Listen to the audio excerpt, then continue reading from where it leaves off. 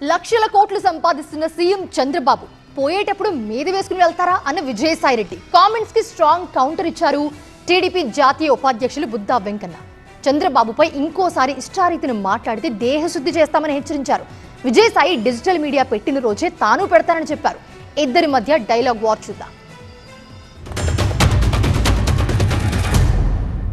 ఈరోజు నెలకి 5,000 కోట్ల రూపాయలు లంచం తీసుకొని అక్రమ ఆస్తులను కూడబెట్టుకుంటున్నారు విదేశాల్లో అంటే అది చంద్రబాబు నాయుడు మాత్రమే. చంద్రబాబు నాయుడికి 80 ఏళ్ళు వస్తూ ఉన్నాయి. ఏం చేస్తాడు?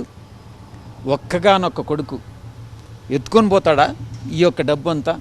గతంలో ఆయన 40-42 సంవత్సరాలుగా రాజకీయాల్లో ఉన్నాడు.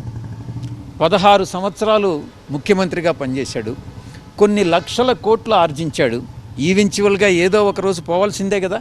ఈ భూమి మీద అతను శాశ్వతమా? అందుకే నేను ఒక్కటే చెప్తా ఉన్నా, అట్లీస్ట్ చనిపోయేటప్పుడైనా పుణ్యం చేసి చచ్చిపో చంద్రబాబు నాయుడు గారు అని చెప్తా ఉన్నా.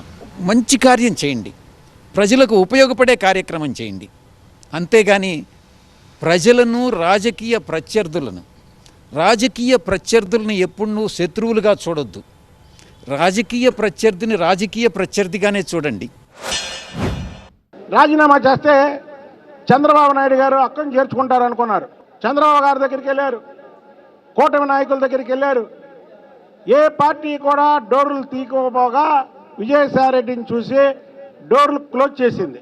ఆయన అంటాడు, చంద్రబాబు నాయుడు గారి చావు గురించి మాట్లాడతాడు. విజయసాయిరెడ్డి నీకు చెప్తున్నాం, ఇంకొకసారి కానీ చంద్రబాబు నాయుడు గారి చావు గురించి నీ నోట్లోంచి వచ్చిందా నిన్ను వదిలిపెట్టే ప్రసక్తే లేదు. చంద్రబాబు నాయుడు గారి గురించి నువ్వు మాట్లాడినటువంటి పదజాలాలు ఏవైతే ఉన్నాయో రాజకీయాల్లో ఎవరు కూడా మాట్లాడరు. అలాంటి మాటలు మాట్లాడావు నువ్వు. కానీ ఈసారి కానీ అలాంటి మాటలు మాట్లాడితే మాత్రం నీకు దేహశుద్ధి తప్పదు. జూలై 2026 సంవత్సరం కూడా అడగండి.